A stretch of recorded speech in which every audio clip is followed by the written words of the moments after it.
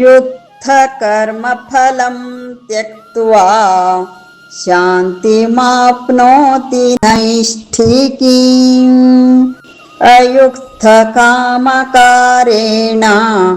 फले सक्तो निबध्यते।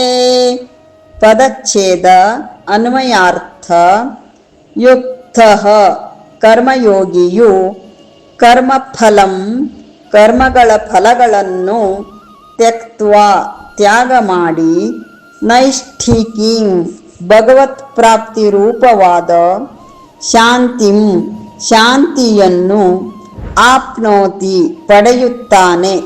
ಅಯುಕ್ತಃ ಯೋಗಿಯಲ್ಲದವನು ಕಾಮಕಾರೇಣ ಕಾಮನೆಯ ಪ್ರೇರಣೆಯಿಂದ ಫಲೆ ಫಲದಲ್ಲಿ ಸಕ್ತಃ ಆಸಕ್ತನಾಗಿ ನಿಬದ್ಧತೆ ಬಂಧಿತನಾಗುತ್ತಾನೆ.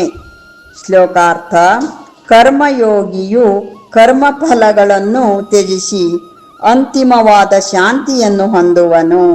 ಯೋಗಿಯಲ್ಲದವನು ಕರ್ಮಫಲಾಸಕ್ತನಾಗಿ ಬಂಧನದಲ್ಲಿ ಸಿಲುಕಿಕೊಳ್ಳುವನು.